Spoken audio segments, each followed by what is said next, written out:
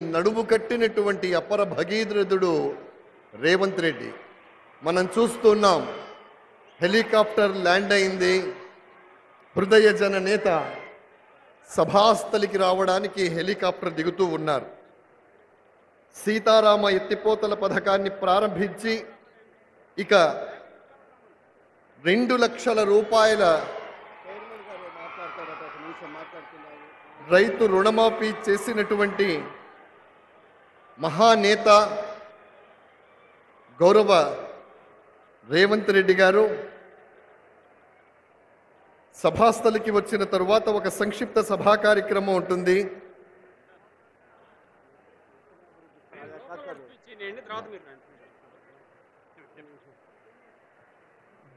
హస్తకళల అభివృద్ధి సంస్థ చైర్మన్ నాయుడు సత్యం గారిని ఒక్క నిమిషం మాట్లాడవలసిందిగా కోరుతా ఉన్నాం. సభాధ్యక్షులు, ఇక్కడికి విచ్చేసినటువంటి అతిరథ మహారథులు, కాంగ్రెస్ పార్టీ సోదరిమణులారా, ఈనాడు ఆగస్టు 15 దేశానికి స్వాతంత్రం వచ్చింది.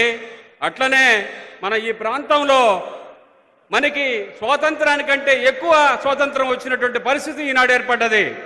మన ప్రీతమ ముఖ్యమంత్రి శ్రీ రేవంత్ రెడ్డి గారు, ఉప ముఖ్యమంత్రి బట్టి విక్రమార్క గారు, వారి తోటి సహచరులు మంత్రివర్గం మొత్తం ఇక్కడ విచ్చేస్తూ ఉంది. ఈనాడు దేశంలో ఎక్కడా కని విని ఎరుగనటువంటి రీతిలో కృష్ణా గోదావరి నీరు అనుసంధానం చేయడం జరుగుతూ ఉంది. దీనికి ముఖ్యకర్త ఆనాడు వైఎస్ రాజశేఖర రెడ్డి గారు దీన్ని ఆలోచన చేస్తే, ఈనాడు మన ఉప ముఖ్యమంత్రి బట్టి విక్రమార్క గారు ఎంతో కృషితో ఇవాళ ఈ ప్రాంతానికి అభివృద్ధి చేయడం కోసం ప్రతి నీటి చుక్కని పట్టి రైతులకు అందించాలంటే సదుద్దేశంతో ఇవాళ ఇంత బృహత్తర కార్యక్రమం చేయడం జరిగింది. ఈనాడు ఉప ముఖ్యమంత్రే కాదు, ఈ రాష్ట్రానికి ఆర్థిక శాఖ మంత్రిగా కూడా బట్టి విక్రమ గారు పనిచేస్తూ ఉన్నారు. వారి యొక్క సేవల్లో ఇవాళ ఖమ్మం జిల్లా అగ్రస్థానం నిలబడ్డది అంటే, ఇవాళ యావత్ తెలంగాణ రాష్ట్రంలో మన ఖమ్మం జిల్లాలో 10 సీట్లకు 9 సీట్లు సాధించాము. అంతకుముందు 2 సార్లు కూడా 10కి 2 సీట్లు సాధించాము. దానికి గల ముఖ్య కారణం కాంగ్రెస్ పార్టీలో ఉన్నటువంటి ఐక్యత. ఈ ఐక్యతని ఇంతే కొనసాగించి రానున్న భవిష్యత్ కాలం కాంగ్రెస్ పార్టీ అధికారంలో తీసుకురావాల్సిన అవసరం రాష్ట్రంలో కాదు, దేశంలో కూడా ఉందని మీ అందరికి మనవి చేస్తా ఉన్నా. మళ్ళీ ఒక్కసారి గుర్తుపెట్టుకోండి, ఈ రాష్ట్రానికి దిక్సూసి లాంటిదే ఖమ్మం జిల్లా.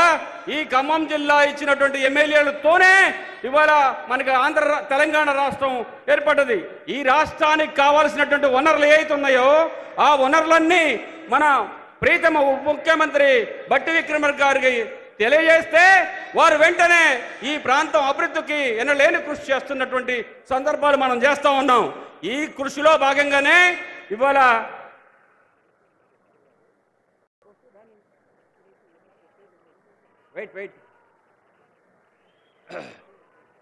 ఈరోజు ఈ 2 లక్షల రుణమాఫీ కార్యక్రమం కూడా మామూలు కార్యక్రమం కాదు.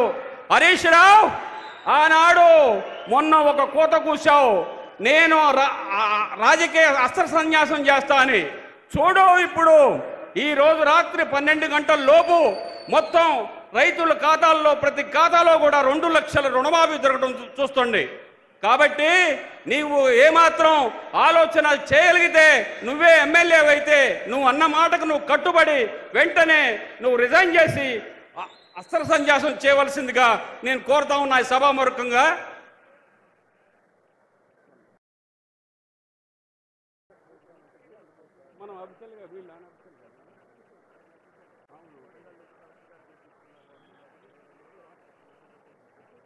ఇక్కడికి విచ్చేస్తున్నటువంటి రేవంత్ రెడ్డి గారు, ఉప ముఖ్యమంత్రి బట్టి విక్రమార్క గారికి స్వాగతం, సుస్వాగతం. ఈ రకంగా హృదయజన నేత సభాస్థలికి వస్తున్నారు. రేవంత్ రెడ్డి గారి నాయకత్వం కేవలం అభివృద్ధికే పరిమితం కాదు, ప్రజల జీవన విధానాన్ని మార్చాలి అనేటటువంటి సంకల్పం ఆయనది. ఆయన మాటలను అమలు చేసి చూపించటం,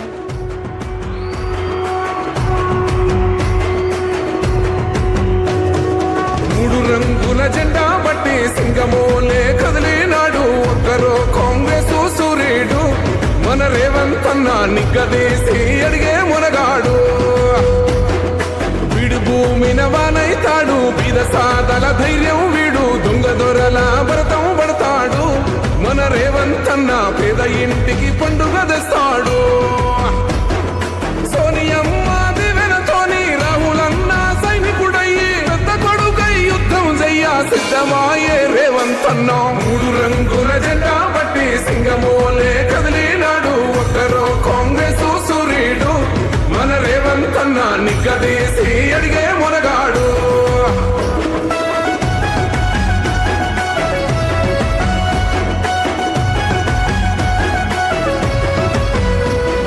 దాడులెన్ని జరిగిన గాని దడువలేదు రేవంత్ అన్న గంతకంతా ఎత్తుకు ఎదిగాడో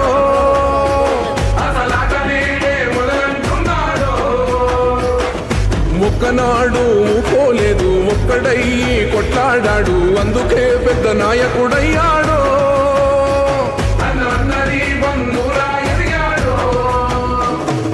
అమరవీరుల త్యాగం చూసి అమ్మ సోనియ చలువతోటి వచ్చిన మన తెలంగాణ రక్షణే చేయమంటున్నాడు 3 రంగుల జెండా బట్టి సింగమోలే కదిలినాడు ఒక్కరో కాంగ్రెస్ సూర్యుడు మన రేవంత్ అన్న నిగ్గదీసి అడిగే మునగాడు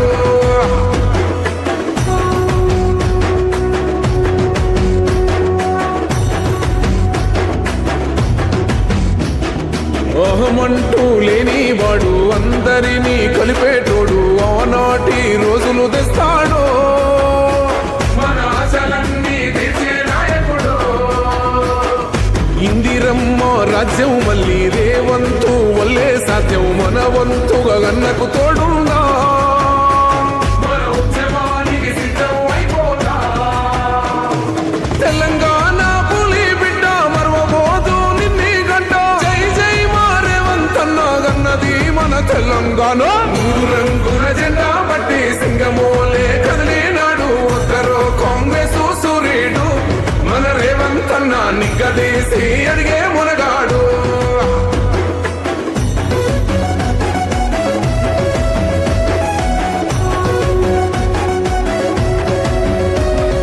రాజ్యమొచ్చి 7 ఏళ్ళాయే రాతలింకా మారకపాయే మోసగాడి చేతుల జిక్కిల్ది రాష్ట్రం మొదటి కన్నా ఇలమైంది నాటి నుండి నేటి వరకు ధీటుగా నిలదీస్తున్నాడు మేలుకోరా తమ్మి ఇప్పుడైనా